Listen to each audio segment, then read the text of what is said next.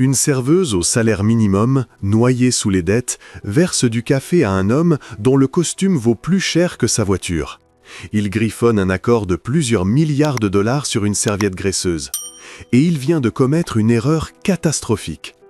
Elle a 1 seconde pour décider, rester silencieuse et invisible ou risquer son emploi en corrigeant l'un des hommes les plus puissants du pays. Cette unique décision de parler va briser son monde à jamais. Avant même la fin de son service, elle sera arrachée au diner et projetée au cœur d'une guerre corporative à haut risque où la seule personne en qui elle pourra avoir confiance, c'est elle-même. L'odeur de café froid et de graisse chaude était le parfum de la vie de Rose Barnes. Elle s'accrochait à ses cheveux, à son uniforme bon marché en polyester et tapissait l'intérieur de ses poumons. À 26 ans, elle était la conservatrice en chef de menus collants et de café tiède au Corner Cup, un diner que le temps avait oublié et que les normes d'hygiène avaient courageusement ignoré. Chaque service était un flou de pieds douloureux et de clients impatients. Mais ce mardi-là était différent. Ce mardi-là, les nuages d'orage de sa vie se rassemblaient en un véritable ouragan. Une pile d'enveloppes rouges vifs trônait sur le comptoir de sa cuisine. Chacune hurlait « dernier avis ». Sa mère, Mary, dormait dans la pièce d'à côté. La montagne de flacons de médicaments sur sa table de nuit témoignait d'un corps défaillant et d'un système d'assurance santé brisé. Rose n'était pas simplement fauchée, elle était à un service manqué de la noyade totale. C'est alors qu'il entra. Il n'avait rien à faire là. L'homme portait un costume anthracite sur mesure qui coûtait probablement plus cher que les 3 derniers mois de loyer de Rose. Il était suivi d'un homme plus jeune, plus lisse, dont le costume essayait trop fort d'impressionner. Ils se glissèrent dans le box numéro 4, celui avec le vinyle fendeux et la table bancale. L'aîné, qui dégageait une énergie comprimée et zéro patience, s'appelait Lachlan Shaw. Rose ne connaissait pas son nom, mais elle reconnaissait son visage. Il avait fait la couverture de Forbes au rayon caisse du supermarché. L'homme qui possédait la moitié de la skyline. Le plus jeune, Gavin Reed, irradiait une énergie nerveuse de fouine. « Juste du café, noir », grogna Shaw sans lever les yeux. Il sortit un stylo de sa veste et se mit à griffonner des chiffres sur une serviette. « Et pour vous, monsieur ?» demanda Rose à Gavin. Gavin la détailla, ses yeux glissant sur son uniforme avec un sourire dédaigneux. « Pareil, et faites vête. » Rose apporta les cafés, la main stable malgré la tremblote de l'épuisement total. En posant les tasses, elle ne put s'empêcher de jeter un œil à la serviette. Ce n'était pas juste des chiffres, c'était une équation, une valorisation. Éco, cible, mid-cap, CA annuel 5,2, dette totale 0,80 pour levée finale. Elle veut vite immédiatement. Tout le reste du diner s'effaça. Le grésillement de la plancha, le bruit des assiettes, tout disparut. Il n'y avait plus que l'équation. Elle était fausse, horriblement, fondamentalement fausse. Rose le savait parce que, dans une autre vie, avant que sa mère ne tombe malade, il ne lui manquait plus que 2 semestres pour obtenir son diplôme en mathématiques financières. Elle n'était pas seulement serveuse, elle était un esprit brillant emprisonné dans une cage de polyester. Lachlan Shaw était en train de calculer une valeur d'entreprise, Enterprise Value. Mais sa formule était nulle. En divisant la dette par 0,80, il augmentait son impact négatif de 20%. Il la traitait comme une dette ajustée au risque, alors qu'il fallait simplement la soustraire de la valeur d'entreprise. Il sous-évaluait sa cible d'acquisition de plusieurs centaines de millions de dollars. Rose fit le calcul mental en une fraction de seconde. Gavin Reed, le bras droit trop lisse, se penchait déjà. « Comme vous pouvez le voir, monsieur Shaw, les chiffres ne justifient pas l'acquisition. La dette est trop toxique. » Shaw grogna, fixant la serviette. Il était sur le point de tuer un deal de plusieurs milliards à cause d'une simple erreur de calcul catastrophique. Rose se figea. Ce n'était pas ses affaires. Son boulot, remplir les cafés, sourire, ramasser ses maigres pourboires. Si elle parlait, on la virerait, on se moquerait d'elle, on l'humilierait. Elle pensa aux enveloppes rouges. Elle pensa au visage pâle et endormi de sa mère. Qu'avait-elle encore à perdre? Sa dignité? Elle l'avait déjà vendue au détail, en pièces et en centimes, depuis des semaines. Elle inspira. « Excusez-moi, monsieur Shaw. » Gavin Reed releva la tête d'un coup sec. « On est en réunion, dégagez. » Lachlan Shaw ne leva pas les yeux, son stylo toujours en suspens. « Quoi ?» Je disais « Excusez-moi », répéta Rose, la voix tremblante mais claire. « Je n'ai pas pu m'empêcher de voir votre serviette. » Gavin ricana. « Vous êtes sérieuse, fichez le camp. » « Vos calculs sont faux », lâcha Rose, les mots jaillissant malgré elle. Le stylo de Shaw s'arrêta net. Il leva lentement la tête. Ses yeux avaient la couleur d'un océan d'hiver. Il la clouait sur place. « Qu'est-ce que vous venez de me dire ?» Le dîner entier se tut. Même le cuisinier, Sir, arrêta de faire frire ses œufs. « Votre équation, » reprit Rose en pointant un doigt tremblant. « Vous calculez la valeur d'entreprise. Vous soustrayez la dette, c'est bien, mais vous la divisez par 0,80. Vous gonflez la charge. Il faut soustraire directement la valeur comptable de la dette de la valeur des capitaux propres. Ou, si vous voulez appliquer un facteur de risque, il faut l'appliquer au multiple de chiffre d'affaires, pas à la dette elle-même. Là, vous vous dites que cette société vaut environ 30% de moins qu'en réalité. Vous êtes sur le point de laisser filer une opportunité en or à cause d'une virgule mal placée et d'un opérateur erroné. Le visage de Gavin Reed passa du suffisant au violet apoplectique. « Comment osez-vous, Monsieur Shaw, je vais faire virer cette personne immédiatement !» Rose se prépara à l'explosion. Elle s'attendait à être jetée dehors, à devenir la risée du diner. Mais Lackland Shaw ne riait pas. Il ne criait pas. Il regardait. Il regarda la serviette. Il regarda Rose. Un long, terrifiant silence s'étira. Enfin, il prononça 2 mots à l'attention de Gavin. « Elle a raison ?» Gavin bafouilla. « Eh bien, monsieur, c'est un modèle complexe, ce n'est pas aussi simple que... » « Elle a raison. » La voix de Shaw était une lame de rasoir. Gavin blêmit. Il ne répondit pas. Shaw reporta son regard glacial sur Rose. Elle le soutenait, le cœur cognant si fort que ça faisait mal. Il recula bruyamment sa chaise, le bruit résonnant dans tout le diner. Il se leva de toute sa hauteur, un titan dans un diner minable. Il plongea la main dans son portefeuille, posa un billet de 100 $ sur la table et regarda Rose. « Votre nom ?»« Rose. Rose Barnes. »« Rose Barnes, » répéta-t-il, comme s'il en testait le poids.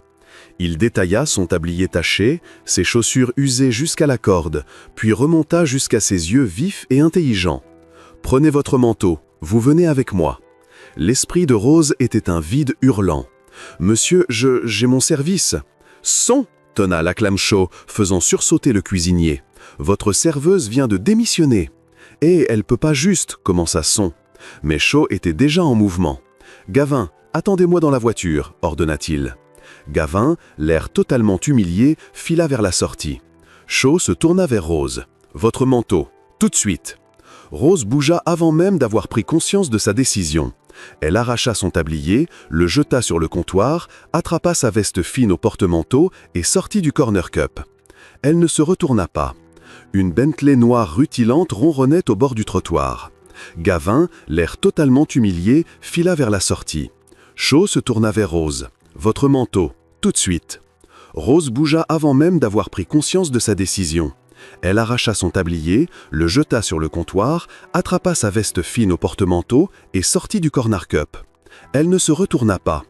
Une Bentley noire rutilante ronronnait au bord du trottoir. Gavin était assis à l'avant, raide comme un piquet. Shaw tint la portière arrière ouverte pour Rose. Elle se glissa sur un cuir si doux qu'il semblait liquide. La portière se referma avec le bruit d'une porte de coffre-fort. Le trajet fut silencieux. Rose sentait le regard furieux et perdu de Gavin dans le rétroviseur. Lackland Shaw regardait simplement par la fenêtre, son téléphone vibrant sans cesse. Il l'ignorait. Rose baissa les yeux sur ses mains qui sentaient encore l'eau de javel et l'oignon. Elle était dans une voiture à 300 000 $ avec des baskets à 15 € achetées chez un discounter. C'était le moment le plus surréaliste de sa vie. Ils ne se rendirent pas dans un nouveau restaurant. Ils descendirent vers le centre-ville, au cœur du canyon de verre et d'acier qui formait le quartier financier. La voiture s'engagea dans un parking souterrain privé et s'arrêta sur une place réservée marquée « LS ». « Par ici », dit Shaw. Ils contournèrent le hall principal pour prendre un ascenseur privé qui nécessitait l'empreinte digitale de Shaw. L'ascenseur monta avec une rapidité silencieuse et terrifiante. Les oreilles de Rose se débouchèrent.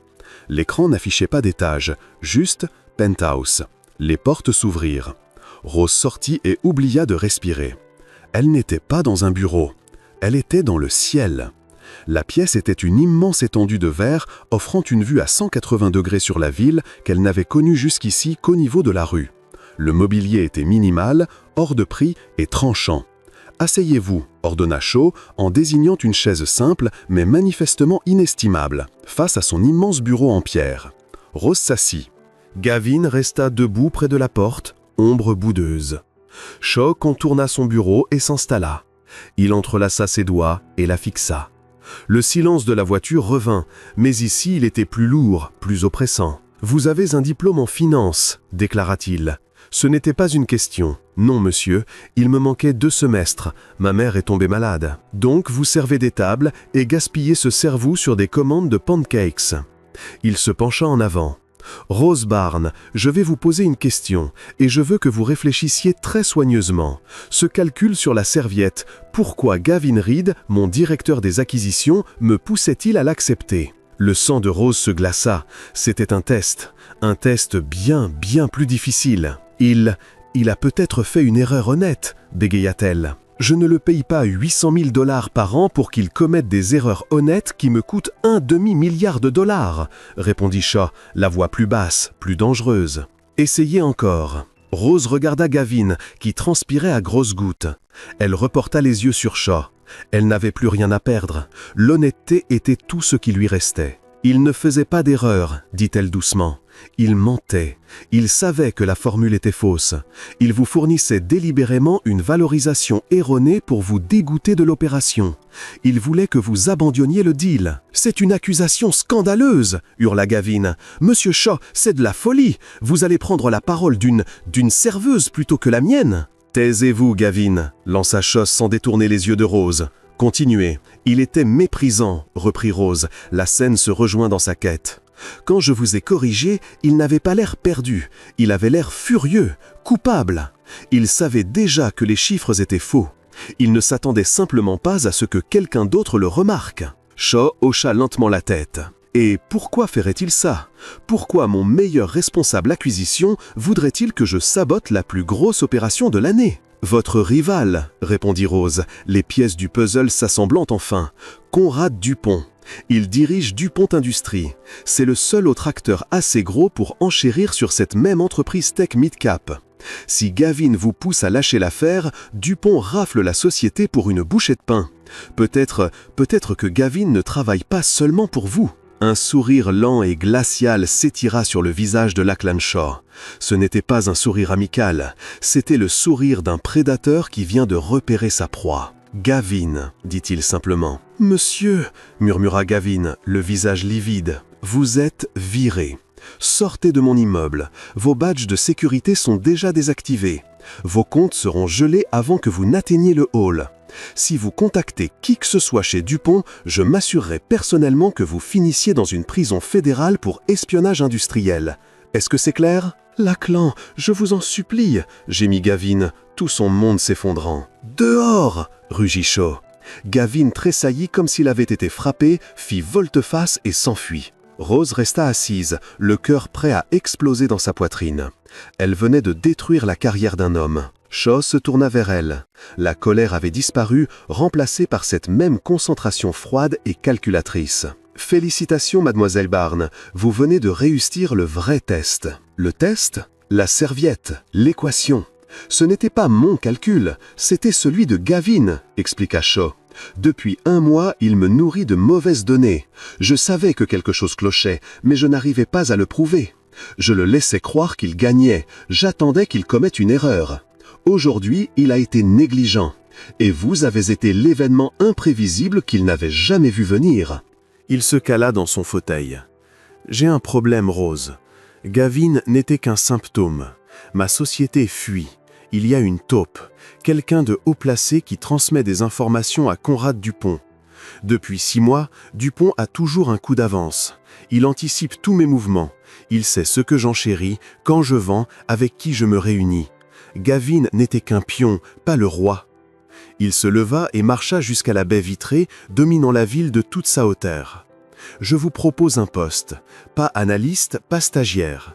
Je crée un nouveau poste spécialement pour vous.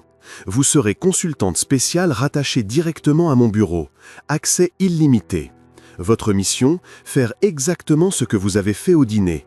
Observer, repérer les schémas, trouver la fuite. » « Mais je suis serveuse », murmura Rose submergée. « Vous étiez serveuse », la corrigea Shaw.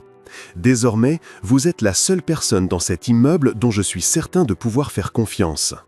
Parce que je viens de vous acheter et que vous êtes trop intelligente pour ne pas être loyale.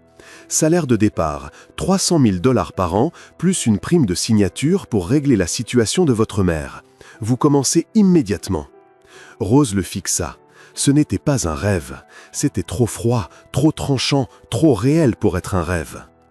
Je ne sais pas quoi dire. Dites oui, mademoiselle Barnes. Rose pensa aux enveloppes rouges, aux médicaments qu'elle ne pouvait pas payer, à l'esprit qu'elle avait laissé s'atrophier pendant des années. « Oui, répondit-elle, la voix soudain ferme. « Oui, monsieur Shaw, je le fais. »« Bien. » Il appuya sur un bouton de l'interphone. « Lorraine, venez s'il vous plaît, et envoyez quelqu'un des RH dans mon bureau. Nous avons une nouvelle cadre supérieure. » Les 48 heures suivantes furent une renaissance brutale et désorientante. Rose fut traitée par un service RH sous le choc. Badge d'accès qui ouvrait presque toutes les portes. Carte corporate avec pour consigne « Acheter des vêtements qui ne sentent pas la frite ». Un chèque avec un nombre terrifiant de zéros fut envoyé à son appartement. Rose passa 2 heures au téléphone avec l'hôpital de sa mère et les créanciers. Pour la première fois, quand on lui demanda « Comment souhaitez-vous régler ?», elle répondit « En totalité ». Le soulagement fut si violent qu'elle en eut la nausée. Puis on la jeta dans l'arène. Son nouveau bureau était un cube de verre juste devant la zone de Shaw. Visibilité maximale. Tout le monde la voyait. Et tout le monde la voyait. On voyait la serveuse du dîner. On voyait la femme qui était entrée avec Gavin Reed et qui en était ressortie avec son poste. Elle était une curiosité, un fantôme, une menace. La première personne à l'accueillir officiellement fut celle que Shaw avait appelée par l'interphone, Lorraine Petty. Lorraine était l'assistante exécutive de Shaw, mais ce titre était largement sous-dimensionné. Fin de la cinquantaine, toujours impeccable, elle était là depuis plus de 20 ans. Gardienne du temple, gestionnaire d'agenda, mémoire vivante. Rien ne se passait sans que Lorraine le sache. « Rose, ma chère », dit Lorraine en s'approchant de son bureau avec un sourire maternel chaleureux. « Bienvenue chez Shaw Holdings. Tout cela a été si soudain, n'est-ce pas? L'aclan peut être impulsif. » « C'est beaucoup à encaisser, » admit Rose en serrant son badge tout neuf encore stérile. « Eh bien, si vous avez besoin de quoi que ce soit, café, fourniture, accès à un dossier, dites-le moi, je suis là pour ça. » C'est un peu différent du, vous savez, corner cap. Son sourire était parfait, mais ses yeux analysaient. Elle la jaugeait. « Merci, Madame Petty. Lorraine, ma chère, je vous en prie, nous formons tous une équipe ici. » Rose apprit très vite que l'équipe était divisée en clans. Il y avait les historiques, comme Lorraine, présents depuis les débuts. Il y avait les requins, comme Gavin, jeune MBA ambitieux qui tournait autour les uns des autres en flairant le sang. Et puis, il y avait Rose, catégorie inconnue. Les instructions de Shaw étaient simples, trouver la fuite. Il lui confia un seul dossier pour commencer, projet Trident, l'acquisition que Gavin avait tenté de saboter. Gavin n'était que le symptôme, lui dit Shaw lors d'un briefing à 7 heures du matin. La maladie est toujours là. Il tenait ses infos de quelqu'un. Projet Trident est notre opération la plus sensible. Si Dupont en connaît les détails, il peut nous ruiner. Découvrez comment il sait. Rose plongea. Elle n'était pas cadre supérieur, elle était serveuse. Alors elle agit comme telle. Une serveuse ne se contente pas de prendre les commandes. Elle observe. Elle sait qui est un habitué, qui est à son premier rendez-vous, qui est mauvais pour boire, qui ment à son conjoint. Elle voit les détails que tout le monde rate. Rose ne se contenta pas de lire les dossiers, elle lut les gens. Elle s'installa dans le salon exécutif, prétendant étudier des rapports, mais écoutant en réalité.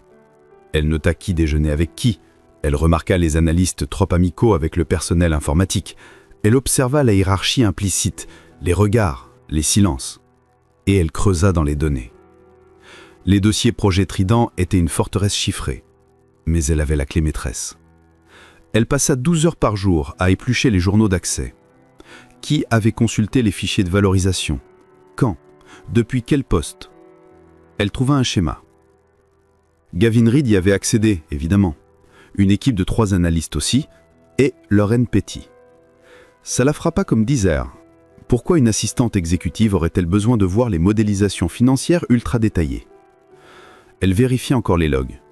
Lorraine n'avait pas seulement consulté les fichiers, elle avait téléchargé l'intégralité du paquet de valorisation sur un serveur local protégé, soi-disant pour préparer le voyage de Monsieur Shaw. Ça s'était passé 3 jours avant la présentation catastrophique de la serviette 8. Rose sentit un frisson. Elle décida de faire un petit test. Elle se rendit au bureau de Lorraine en jouant la nouvelle complètement perdue. « Lorraine, je suis désolée de vous déranger, je suis totalement paumée.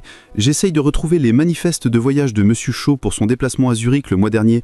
Il faut que je croise les dates avec le calendrier Trident. »« Oh ma chère, ne vous inquiétez pas !» répondit Lorraine avec son sourire patient et chaleureux. « C'est sur le lecteur T, sous logistique exécutif, mais c'est un peu le bazar. Tenez, laissez-moi vous ouvrir ça. »« Vous êtes une sauveuse !» s'extasia Rose. « Ce n'est rien, il faut bien commencer par quelque part. » répondit Lorraine, ses doigts volant sur le clavier, ses yeux passant rapidement de l'écran à Rose et vice-versa. « Voilà, je vous ai envoyé le lien par mail. »« Merci infiniment. » Rose regagna son bureau, le cœur battant. Lorraine avait été serviable, trop serviable. Rose n'avait pas besoin de ce fichier, elle y avait déjà accès. Elle testait simplement la réaction de Lorraine. Une assistante qui protège son territoire aurait dit « Je m'en occupe dès que possible » ou « Vous devriez déjà y avoir accès ». Lorraine, elle, avait été presque impatiente d'aider, impatiente de prouver son indispensabilité et peut-être de voir exactement ce que la nouvelle regardait. Elle renforçait sa position de plaque tournante de l'information. Rose retourna au log. Elle commença à élargir, relevés téléphoniques, accès aux voitures de fonction, factures de traiteurs pour les réunions privées. C'était du travail de serveuse. C'était repérer qui avait commandé la salade à côté. Elle trouva un deuxième schéma, bien plus troublant. Au cours des 6 derniers mois, 5 réunions majeures ultra sensibles avaient eu lieu, des deals que Conrad Dupont avait ensuite tous interceptés. À chaque fois, la réunion avait été organisée par Shaw Holdings, à chaque fois dans un lieu sécurisé hors site, et à chaque fois, moins d'1 heure avant le début, Lorraine Paty avait passé une commande de traiteur auprès d'un établissement haut de gamme précis, le Merle. En soi, c'était normal, mais Rose creusa plus loin. Elle appela le Merle en se faisant passer pour la nouvelle assistante de Lorraine, soi-disant pour clarifier une facture. Elle eut le responsable traiteur au bout du fil. « Bonjour, je regarde la facture du 14. Il est juste marqué « Assortiment exécutif ». Vous pourriez me dire qui était le livreur? On a eu un souci avec un objet perdu. Attendez, le 14. Oui, livreur Dupont. Toujours le même, un parent du propriétaire, je crois. Il ne fait que vos livraisons Shaw Holdings. Demande spéciale. Le sang de Rose se glaça. Dupont. Lorraine ne se contentait pas de télécharger des fichiers. Elle utilisait une commande de traiteur dans un établissement appartenant à la famille de Conrad Dupont comme boîte aux lettres morte. Elle confirmait ainsi l'heure et le lieu des réunions les plus secrètes de Shaw à un livreur qui travaillait pour le camp adverse. Gavin n'était pas la taupe, il n'était qu'un leurre. La vraie viperne était celle qui trônait juste devant la porte de Laclanchot, souriante avec tout le monde. Rose avait désormais une Tible, mais ses preuves étaient minces, une facture de traiteur et un nom suspect. Si elle allait voir Shaw maintenant, Lorraine, avec ses 20 ans de loyauté irréprochable, la réduirait en miettes. Elle passerait pour la serveuse hystérique qui se voyait trop grande, parano, et qui accusait la vétérane la plus aimée de la boîte. Lorraine savait que Oz représentait une menace. Le numéro de la mère chaleureuse avait disparu, remplacé par une hostilité professionnelle subtile et glaciale. Une campagne de murmures commença. Rose entrait dans le salon exécutif. Les conversations s'arrêtaient net. On lui adressait des sourires crispés. Un analyste, à qui il avait demandé des données, devenait soudain débordé. Sa demande de réunion avec le responsable IT était reportée sine die. Lorraine empoisonnait le puits. Elle dépeignait Rose comme une opportuniste, une croqueuse de diamants qui avait embobiné Shaw et fait virer Gavin. Elle l'isolait. Rose était retournée ordinaire, mais les enjeux étaient bien plus élevés. Elle était seule, et les requins tournaient. Il lui fallait du béton, quelque chose que Lorraine ne pourrait pas nier. Elle décida de réutiliser ses compétences de serveuse. Il fallait qu'elle pénètre physiquement dans l'espace de Lorraine, mais son bureau était une forteresse d'efficacité et Lorraine ne quittait jamais vraiment son poste. Elle observa sa routine. Café à 8h05, briefing marché-parler avec Shaw à 8h30. Tous les jours, à 10h15 précise, comme une horloge, Lorraine se levait, lissait sa jupe et se dirigeait vers les toilettes haut de gamme au bout du couloir. Elle s'absentait exactement 3 minutes. Rose disposait de 3 minutes. Il lui fallait une diversion. Elle alla à la kitchenette et accidentellement renversa un sac entier de grains de café torréfié noir sur le sol, juste devant la porte, en plein passage. « Oh non, quelle maladroite !» lança-t-elle fort au moment précis où Lorraine commençait à se lever pour sa pause de 10h15. Plusieurs analystes grognèrent, mais Lorraine, toujours l'image de la grâce, s'arrêta. « Rose, ma chère, quel désastre! Je vais appeler la maintenance. »« Non, non, je m'en occupe !» insista Rose en tombant à genoux et en battant frénétiquement les petits grains qui roulaient partout, bloquant efficacement le couloir. « Ils sont vraiment partout !»« Bon, » soupira Lorraine, une leurre d'agacement véritable traversant son visage. « Tant pis, j'irai aux autres toilettes. » Elle tourna les talons et prit le chemin le plus long, vers les toilettes secondaires de l'autre côté de l'étage. Rose la vit tourner au coin. Le chronomètre démarra. Le détour allait prendre au moins 5 minutes à Lorraine. Rose cessa de ramasser et fonça vers le bureau de Lorraine. Le cœur dans la gorge. C'était ça. Licenciement, prison. Elle se glissa dans le fauteuil de Lorraine. L'ordinateur était verrouillé, bien sûr. Elle balaya le bureau du regard, parfaitement rangé. Photo d'un chat, un nécessaire de stylo en argent, un agenda quotidien. Rose ouvrit l'agenda. Tout était noté d'une écriture élégante et impeccable. NA, conf board, 11h. HS, revue projet Trident. Déjeuner perso, le Merle. Rose s'arrêta net sur la dernière ligne. Le Merle. Elle n'avait pas commandé de traiteur pour le bureau, c'était un déjeuner personnel. Elle regarda sous le bureau. Un destructeur de documents haute sécurité, un classeur verrouillé, rien. 1 minute de passé. Elle fixa l'écran. Quel mot de passe? Son anniversaire? La clan 1? Show H? Non, trop simple. Son regard revint sur la photo du chat, un persan blanc tout doux, une petite plaque gravée au collier. Elle plissa les yeux. Casper. Elle tapa Casper 1, 2, 3, accès refusé. Casper 01. Casper. 2 minutes de passé. C'était une erreur, il fallait qu'elle sorte. Elle se leva, mais en le faisant, son genou heurta un petit sac à main noir, accroché à un crochet à l'intérieur du puits du bureau, hors de vue. Elle le décrocha. Un simple sac en cuir. Elle l'ouvrit. Dedans, portefeuille, clé, rouge à lèvres. Et un deuxième téléphone. Un téléphone jetable bon marché.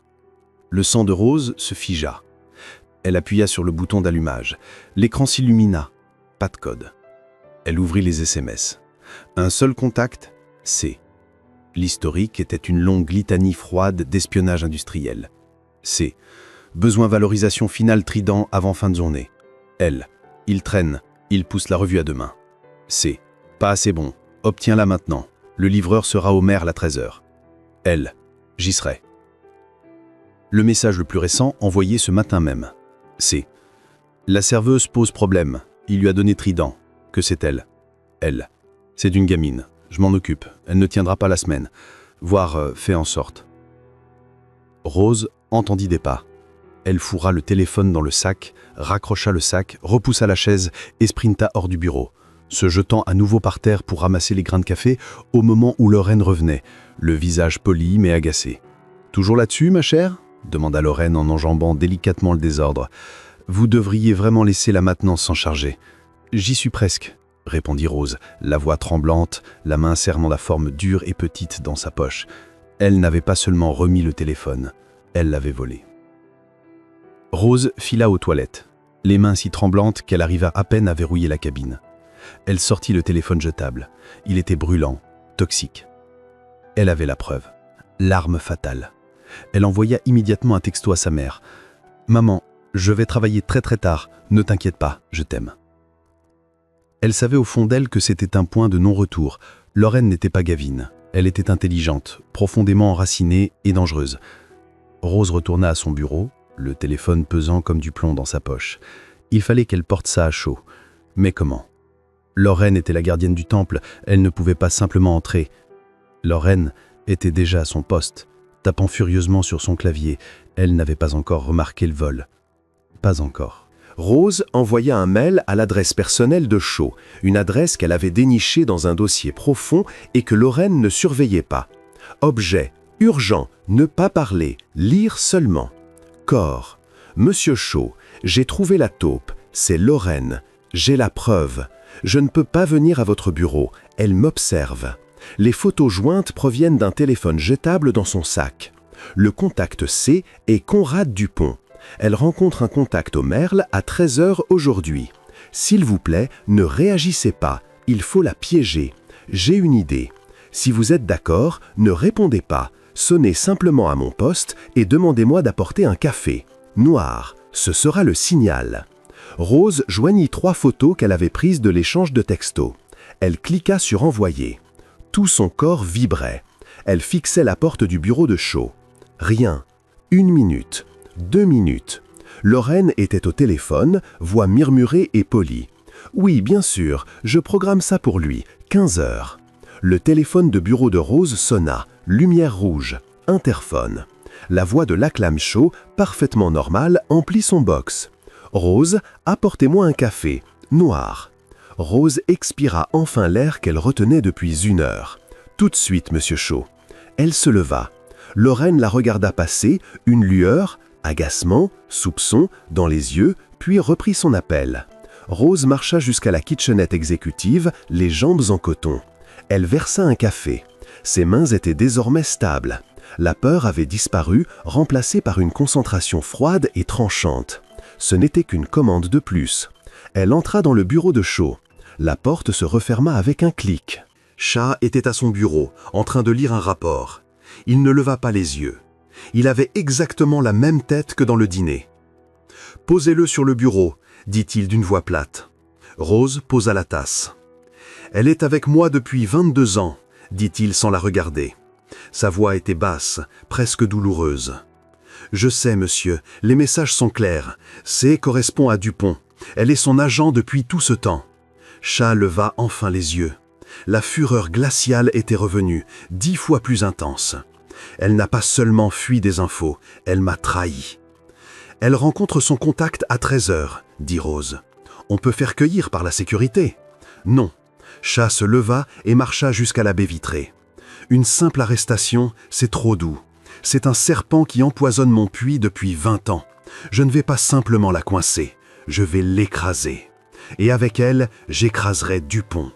Il se tourna vers Rose. « Tu nous as amenés jusque-là, Barnes. Quelle est ton idée? Comment on la piège ?» Rose inspira profondément. « On la laisse aller à son rendez-vous, mais on lui donne quelque chose à emporter. Quelque chose de faux. Quelque chose sur lequel Dupont va agir immédiatement.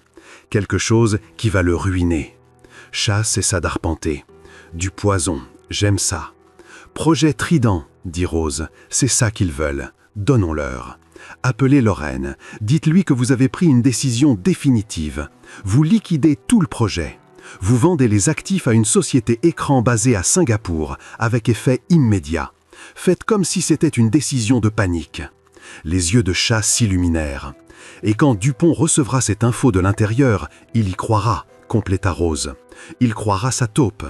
Il shortera massivement notre action, persuadé que le cours va s'effondrer quand la nouvelle de la liquidation sortira. Il va mettre des millions, peut-être des milliards, dans cette position courte. Mais à 14 h, poursuivit Shah, un sourire de prédateur aux lèvres, j'annoncerai que nous ne liquidons pas Trident. Nous doublons notre investissement, subventionné par une nouvelle aide gouvernementale verte qui vient d'être approuvée ce matin. Le cours ne s'effondrera pas, il explosera. Il sera coincé, murmura Rose, sidéré par l'ampleur du contre-coup. Il devra couvrir son short avec des pertes colossales. Ça ne le blessera pas seulement, ça pourrait le rayer de la carte. Ça le rayera de la carte, confirma Shah. C'était magnifique. Il regarda Rose avec un respect nouveau. « Tu es impitoyable, Barnes. J'aime ça. On apprend en servant des tables, monsieur.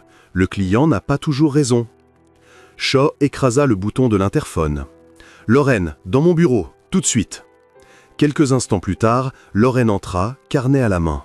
« Oui, monsieur Shaw ?» Shaw fut l'acteur parfait. Il arpentait la pièce, se massant les tempes, l'air stressé au possible. « C'est Trident, Lorraine, c'est la catastrophe. Le calcul de Gavin n'était que la partie visible de l'iceberg. On saigne de l'argent. Je tue le projet. Je tue tout. » Les yeux de Lorraine s'écarquillèrent, mais elle se reprit immédiatement. « Monsieur, ça semble précipité. Le conseil ? Je me fous du conseil, aboya Shaw. Je coupe le cancer. J'ai un acheteur, une coquille à Singapour. Ils reprennent les actifs pour 50 cents le dollar. C'est fait. Je veux que vous prépariez les mémos. Confidentialité totale. Personne n'entend parler de ça avant mon annonce à 16 h. Bien sûr, Lachlan, répondit Lorraine, la voix douce comme la soie. Mais ses yeux brillaient. Elle venait de recevoir le coup fatal. Je m'en occupe personnellement. Parfait, ce sera tout. Lorraine sortit et referma la porte. Shaw et Rose fixèrent la porte. L'hameçon est avalé, dit Shaw. Maintenant, on attend que la ligne se tende, répondit Rose. À 12h45, Lorraine se leva de son bureau. Rose, ma chère, lança-t-elle d'une voix dégoulinante de fausse sollicitude. Je sors pour un déjeuner un peu long. Vous tiendrez le fort, n'est-ce pas? Bien sûr, Lorraine, répondit Rose avec un petit sourire nerveux. Bon appétit. Lorraine sourit, prit son sac à main noir, celui dont Rose avait volé le téléphone et dans lequel se trouvait désormais un nouveau burner tout neuf, et se dirigea vers l'ascenseur. À l'instant où les portes se refermèrent, Shaw était déjà au téléphone avec son chef de la sécurité. Elle bouge. Équipe A, suivez-la. Équipe B, au restaurant. Je veux du son, de l'image et le visage de la personne qu'elle rencontre. Go! L'heure qui suivit fut la plus longue de la vie de Rose. Assis dans le bureau de Shaw, il regardait un flux vidéo silencieux et granuleux provenant d'une caméra de sécurité placée à l'arrière du Merle. À 13h05, Lorraine entra. On l'installa dans un box discret au fond. À 13h07, un homme glissa sur la banquette en face d'elle.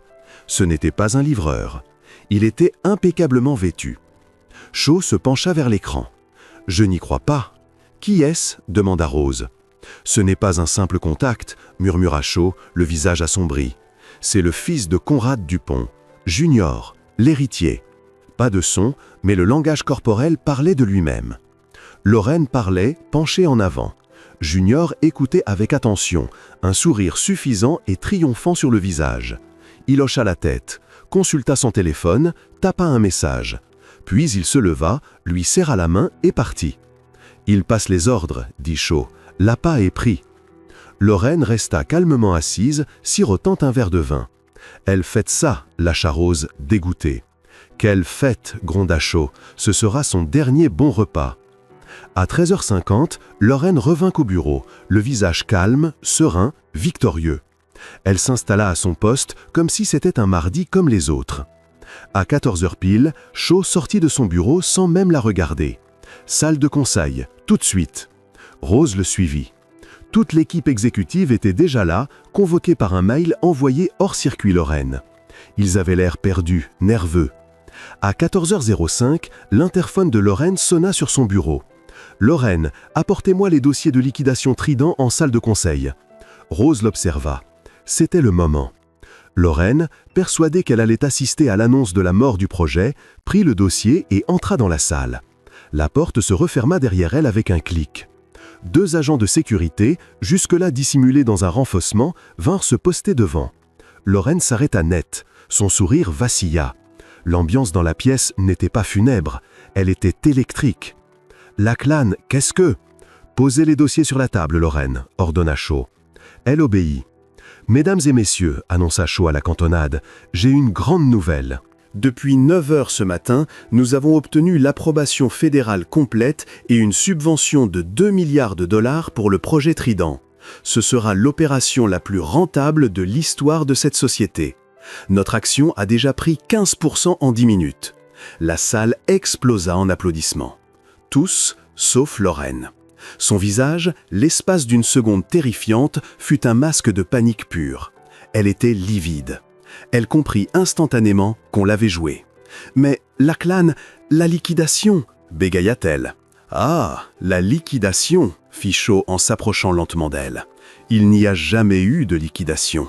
Il y a eu un projet spécial, rien que pour vous. » Il se tourna vers l'écran principal. « Lancez la vidéo. » La salle de conseil regarda, mulette de stupeur, les images de sécurité du Merle. Lorraine rencontrant Dupont Junior. Lorraine parlant. Lorraine souriant pendant qu'il passait les ordres. À 13h08 aujourd'hui, tonna la voix de Shaw, Conrad Dupont, agissant sur la foi d'informations falsifiées fournies par Madame Petty, a initié une position courte massive contre Shaw Holdings. À l'heure où je vous parle, il consulta sa montre, il a perdu environ 4,8 milliards de dollars. Il est, à toutes fins utiles, en faillite. Lorraine hyperventilait. Lachlan, je peux expliquer, c'était une erreur. 22 ans, dit Shaw d'une voix douce, ce qui était plus terrifiant que ses hurlements.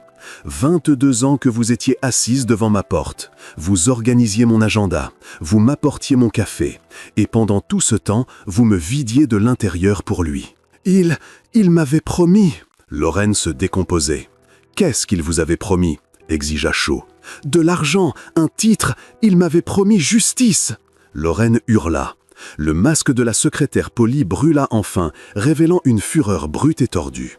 La pièce devant morte. « Justice », répéta Shaw. « Mon nom, cracha-t-elle, n'est pas Petty, c'est Lorraine Dupont. » Rose étouffa un cri. « Conrad est mon frère », siffla Lorraine, les yeux fous. « Il y a 25 ans, vous nous connaissiez sous le nom de Dupont et Fils, une petite entreprise de logistique fière et solide. L'entreprise de mon père. Vous avez débarqué avec votre OPA hostile. Vous nous avez traités d'inefficaces. Vous nous avez absorbés. Vous avez détruit mon père. Il est mort d'une crise cardiaque 6 mois plus tard. Un homme ruiné, brisé. J'ai pris le nom de jeune fille de ma mère. J'ai postulé à un poste de temporaire dans votre nouvelle entreprise clinquante. Et vous m'avez embauché.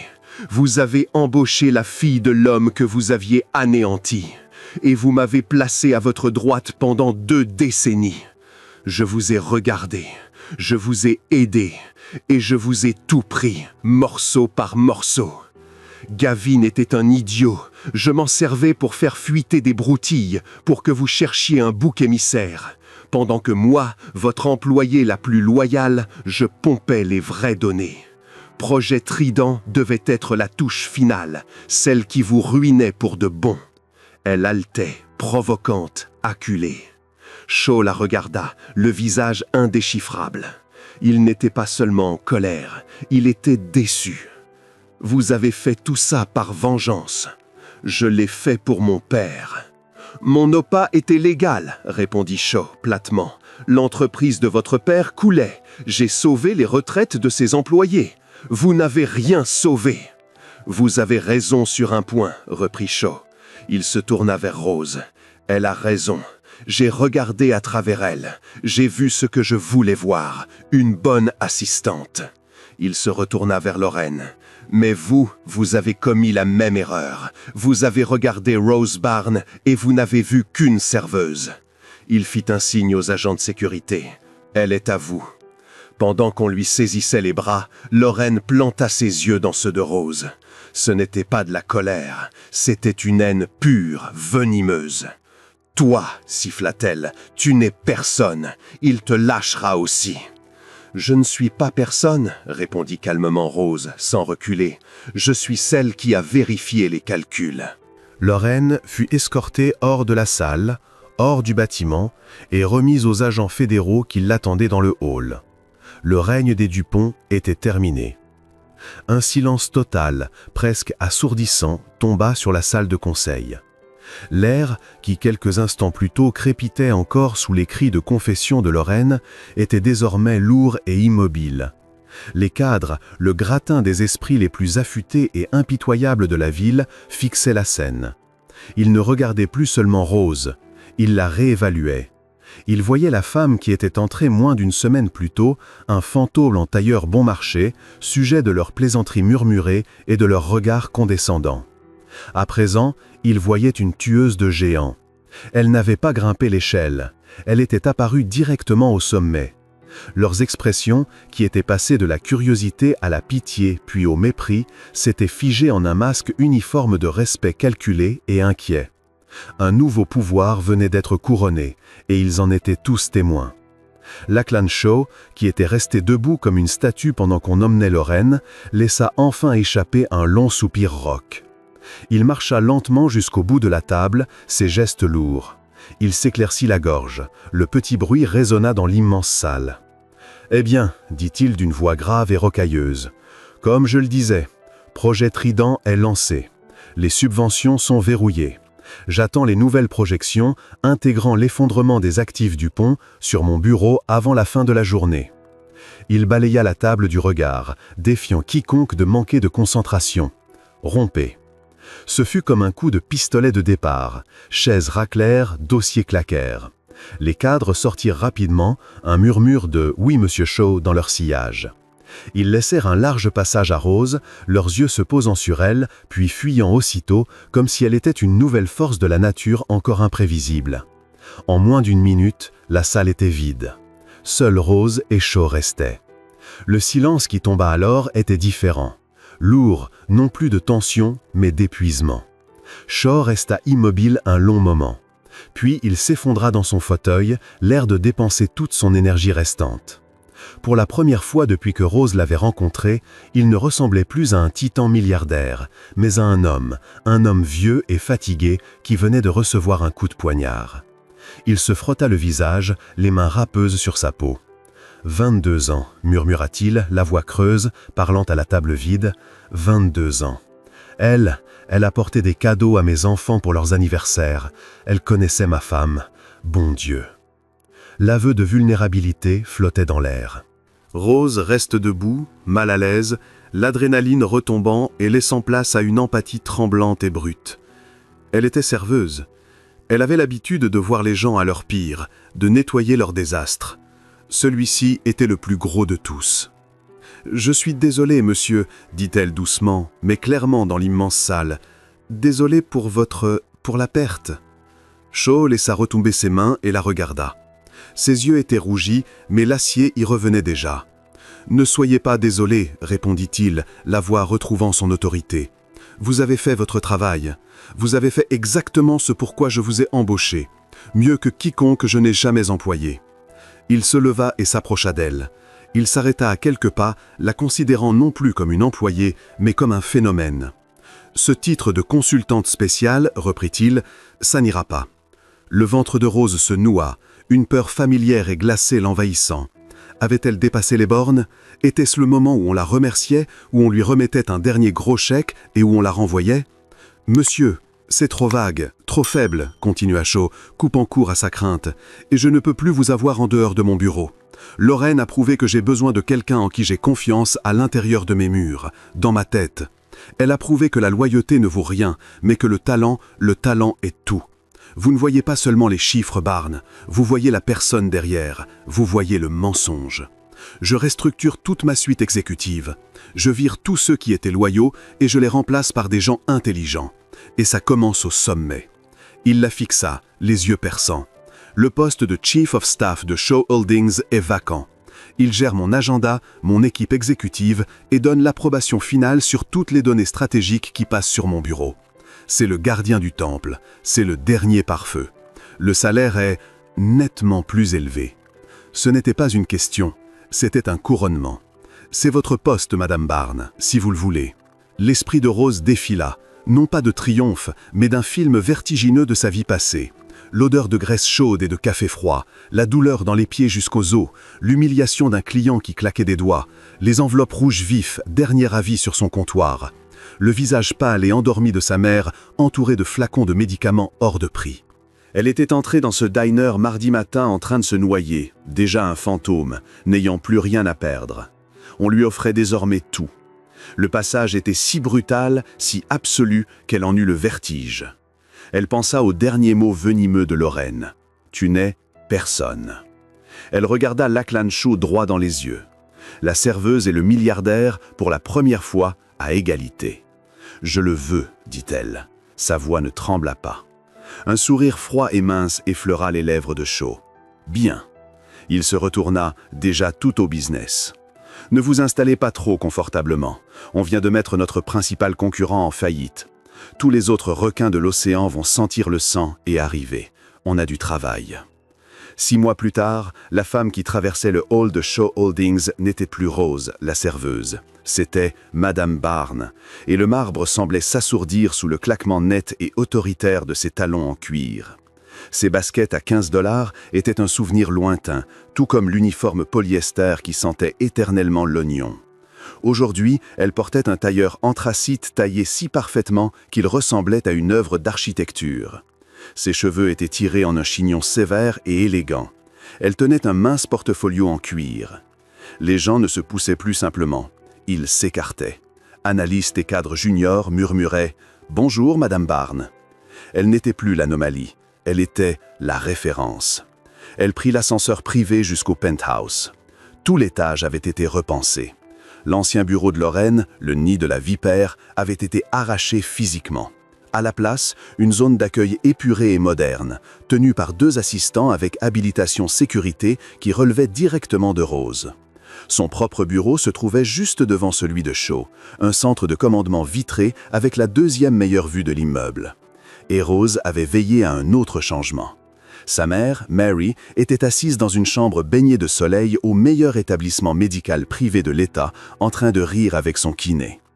Toutes ces factures, passées, présentes et futures, n'étaient plus qu'un lointain souvenir. Rose s'installa à son bureau. À côté d'un moniteur financier holographique affichant les marchés mondiaux en temps réel, trônait un petit cadre de qualité musée. Dedans, sous un verre anti-UV, une serviette graisseuse tachée de café. AC, Come to Target, Mid Cap, Annual Rev 5.2, Total Debt 0.80, Matter of Final EV. La porte de son bureau s'ouvrit. Lachlan Shaw entra. Il ne frappait jamais. « Barnes », grogna-t-il en tenant une tablette. « Je regarde les rapports trimestriels de la nouvelle division logistique. Les chiffres sont trop beaux. » Rose pivota dans son fauteuil, ses doigts déjà volant sur sa console pour faire apparaître les données brutes. « Ils ne le sont pas, monsieur. Les marges sont élevées parce qu'on a récupéré tous les anciens contrats frais de Dupont pour des clopinettes après leur liquidation. C'est un effet d'aubaine coupe-tuelle. Si vous regardez l'annexe C, j'ai déjà normalisé les projections pour le T3 et T4. C'est une croissance solide de 8%, pas un miracle à 40%. Shaw grogna, regardant son écran. Bien, bien. Ses yeux glissèrent vers la serviette encadrée. Vous gardez ça pour vous rappeler d'où vous venez ? Rose s'autorisa un léger sourire. Non, monsieur. Je la garde pour vous rappeler de vérifier 2 fois vos calculs. Pour la première fois, Lachlan Shaw éclata franchement de rire. Un rire sec, rouillé. « Touché. Venez avec moi. On rachète une banque à Zurich et je crois que leur PDG me ment sur ses créances douteuses. » Rose se leva, attrapa sa tablette et se mit à marcher à ses côtés. 2 prédateurs en parfaite synchronisation. « Il ment, dit-elle en ouvrant déjà un dossier. J'ai vérifié les rapports de collatéralisation croisés qu'il ne nous a pas envoyés. Il utilise le même pool d'actifs pour garantir 3 tranches de prêts différentes. C'est un château de cartes. « Et vous savez ça comment ?» demanda Shaw. « Les serveuses savent quand un client essaye de payer un festin avec un portefeuille vide, répondit-elle. Il utilise juste des mots plus compliqués.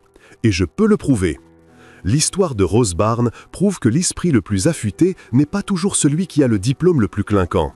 Parfois, c'est la personne qu'on ne voit même pas. La serveuse, la caissière, l'agent d'entretien. Ce sont eux qui voient tout. Rose était invisible jusqu'à ce qu'elle choisisse de parler.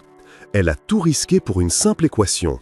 Et ce faisant, elle n'a pas seulement décroché un nouveau boulot, elle a démasqué une trahison de 20 ans et sauvé un empire tout entier. Ça prouve une chose, ne sous-estimez jamais la personne qui vous sert votre café. Qu'avez-vous pensé de l'histoire de Rose ? Croyez-vous qu'un seul petit moment de courage peut changer une vie à jamais ? Dites-le nous en commentaire, qu'auriez-vous fait à sa place ? Merci d'avoir suivi cette histoire. Si cette saga de justice et de pouvoir caché vous a plu, n'oubliez pas le pouce bleu, partagez-la avec quelqu'un qui a besoin de l'entendre.